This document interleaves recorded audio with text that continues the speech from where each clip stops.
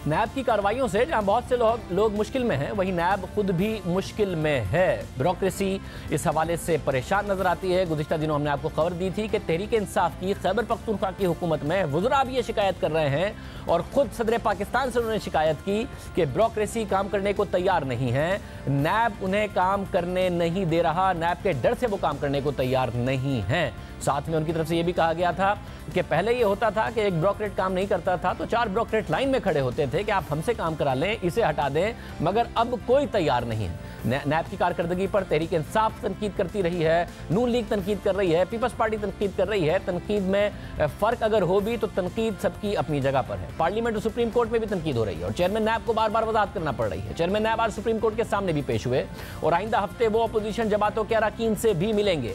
आज supreme court नैब पर बरहम हुई और एक केस की समाअत के दौरान चीफ जस्टिस ने रिमार्क दिए कि एक दरख्वास्त पर लोगों की पगड़ियां उछाली जाती हैं, नैब हर मामले में इंक्वायरी करके सिस्टम रोक देता है, नेकी का काम हो रहा है, नैब टांग अड़ाकर बदनामी कर देता है, सुप्रीम कोर्ट के अहकामात की तजलील की जा रही है, नैब की तहकीकात का कोई मयार है या नहीं, एक दरख्वास्त पर लोगों की इज्जत खत्म कर दी जाती है, क्या नैब के अलावा सारे चोर हैं?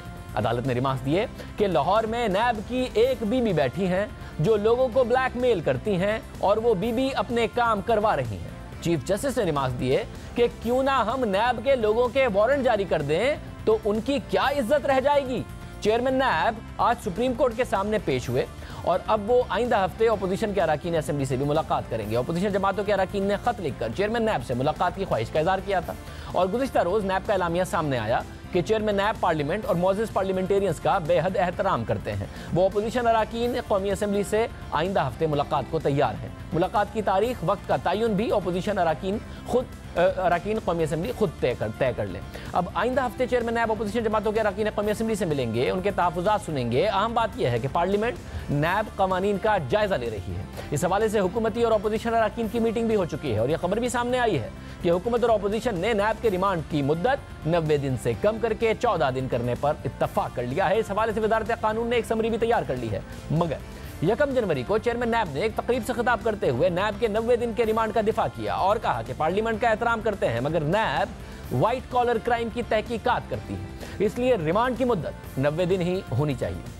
अब ये हालिया दिनों में जब से नैब ने गिरफ्तारियां की और फिर लोगों को रिमांड पर रिमांड लेना शुरू किया तो उसके बाद ये तनकीद होना शुरू हुई, क्या नैब बजाय इसके कि जुर्म से मुजरिम की तरफ पहुंचे, वाइट कॉलर क्राइम्स में भी लोगों को गिरफ्तार करके मुलजिम से जुर्म की तरफ पहुंचने की कोशिश करता है कि कोई इकरार जुर्म करे और उसके बाद बताए। हालांकि वाइट कॉलर क्राइम्स में तो काफ़ी कुछ बैंक अकाउंट्स की सूरत में, इसके अलावा मनी ट्रेल की सूरत में मौजूद होता है। नवाज शरीफ को बगैर एक दिन का रिमांड लिए नैब ने अपनी GIT में कसूरवार करार दिया था। उसके बाद 2 रेफरेंसेस में उनको सजा भी हो गई है। तो फिर क्यों, जब इतने बड़े केस में मुल्क के वजीर आजम के खिलाफ नैब तहकीकात कर सकता है बगैर रिमांड पे लिए, तो बाकियों में क्यों जरूरत है? इसलिए अपोजिशन जमातें भी एहतजाज कर रही हैं, हुकूमत भी इस हवाले से गौर कर रही है। वज़ारत कानून का मौक़िफ़ अहम होगा। बहरहाल कानून साजी का इख्तियार पार्लियामेंट को है, इसके अलावा हुकूमत को नैब कवानीन के हवाले से मज़ीद कानून साजी करना है।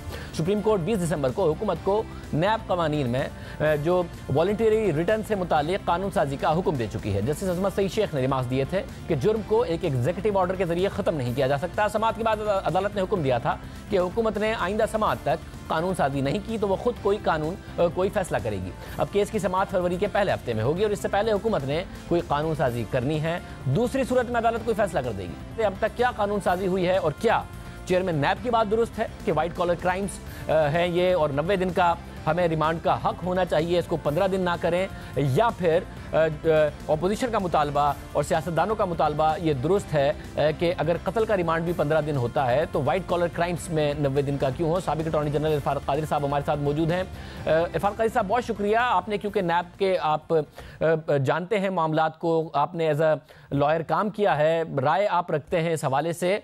ये बताइएगा कि ये एतराज़ दुरुस्त है कि भाई वाइट कॉलर क्राइम में बाकायदा तौर पर मनी ट्रेल मौजूद होती है, आप पहले तहकीकात कर लें, मुजरिम से तो आपने वो बातें कंफर्म ही करनी है, मुजरिम से क्या बातें आपने निकलवानी है कि आप मुजरिम से या मुलजिम से जुर्म की तरफ पहुंचेंगे अगर कत्ल का भी 15 दिन का होता है। मगर चेयरमैन नैब की अलग राय है, वो कह रहे हैं वो अलग मामलात होते हैं, वाइट कॉलर क्राइम में हमें ज़्यादा दिन के लिए चाहिए होता है रिमांड, इसलिए इसको कम ना किया जाए। आप क्या समझते हैं? मैं समझता हूँ कि ये बड़ी ज़्यादती है कि ये 90 दिन का रिमांड रखा गया है। बल्कि अगर आप नैब के सारे केसेस का हुजम देखें और इनकी रिकवरीज़ को सामने रखें तो जो ज़्यादा रिकवरीज़ नैब ने की हैं वो तो बैंक डिफ़ॉल्ट केस में की हैं या पब्लिक एट लार्ज को डिफ्रॉड करने में की हैं। ये जो सियासतदानों और ब्यूरोक्रेट्स के केसेस हैं, ये तो मैं समझता हूँ कि ये नैब का हिस्सा होना ही नहीं चाहिए, क्योंकि इस पर एक तो रिकवरीज़ नहीं होती और दूसरा ये है कि जब आप सियासतदानों और ब्यूरोक्रेट्स को खाली आप होल्डर्स ऑफ पब्लिक ऑफिस कह के तो इनको इन्वॉल्व कर लेते हैं और बाकी तमाम कैटेगरीज़ को छोड़ देते हैं, तो उससे एक इम्प्रेशन इस तरह का जाता है जैसे कि ये कोई पॉलिटिकल विक्टिमाइजेशन है या एक किसी क्लास के ख़िलाफ़ आप प्रोसीड कर रहे हैं और अक्रॉस द बोर्ड अकाउंटेबिलिटी नहीं है।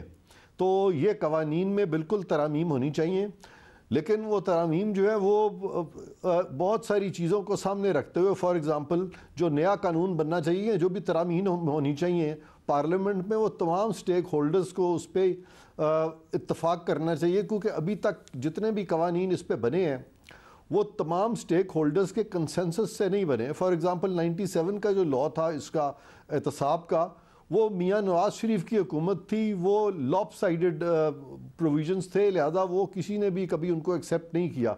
वो 2 साल चला, उसके बाद जनरल मुशर्रफ की नैब आ गई, लेकिन उसको तूल इसलिए मिल गया कि ये सियासतदान जो आपस में लड़ते रहे सियासी रेशादानियों की वजह से और अदालतों में भी बहुत सारे इश्यूज चले गए, तो उस सारी जो एक चपकलिश चल निकली थी उसमें ये लॉ समहाउ अमेंड नहीं हो सका और उससे वो दवाम मिला उस नेशनल अकाउंटेबिलिटी ऑर्डिनेंस को, जिसमें कि बहुत सारी शिकें जो मैं समझता हूँ तरमीम होनी चाहिए। लेकिन अगर आइंदा आने वाले दिनों में भी ये कंसेंसस नहीं बिल्डअप होता लॉ मेकिंग के लिए, तो ये भी तरामीम फिर जो है खटाई में पड़ जाएंगी, क्योंकि कोर्ट का खाली कह देना मीन्स नथिंग, क्योंकि पार्लियामेंट जो है वो कोई कोर्ट के ताबे तो नहीं है कि वो ज़रूरी कोर्ट ने कह दिया है तो लिहाजा वो मानेंगे। कोर्ट ने एक अच्छी बात की है, चलें ठीक है, उन्होंने एक सजेशन दिया है जो है वो ठीक है, वो उनका लॉ कमीशन बना हुआ, उसके ज़रिए सजेशंस दिए जा सकते हैं।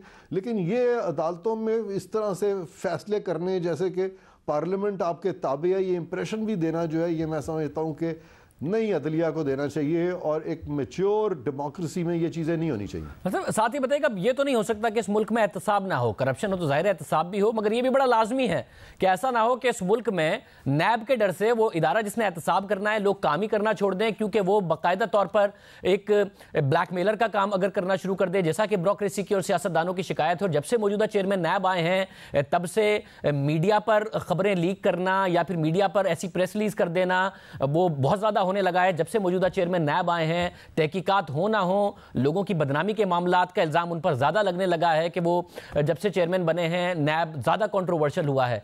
अब पहले पंजाब सिंध वाले तो करते थे एतराज, बाकायदा तौर पर जो खैबर पख्तूनख्वा के वुज़रा हैं और ब्यूरोक्रेसी है, उन्होंने सदर पाकिस्तान जब गए आरिफ अलवी साहब खैबर पख्तूनख्वा, तो उनसे इस बात पर गिला किया कि नैब की वजह से ब्यूरोक्रेसी काम नहीं कर रही है, ब्यूरोक्रेसी साइन करने को तैयार नहीं है। पहले एक ब्यूरोक्रेट जाता था, तैयार नहीं होता था, 4 होते थे कि हमें इस ओहदे पे लगाएं, अब कोई तैयार नहीं है। नैब ने इतना लोगों को तंग कर दिया है। अदलिया भी कह रही है, चीफ जस्टिस के भी रिमार्क्स इस हवाले से हैं। तो एहतसाब भी हो और यह भी ना हो कि काम रुक जाए, हुकूमतों को मसाइल का सामना करना पड़े, तहरीक इंसाफ की हुकूमत को ना मसाइल का सामना करना पड़े, ये कैसे हो? फिर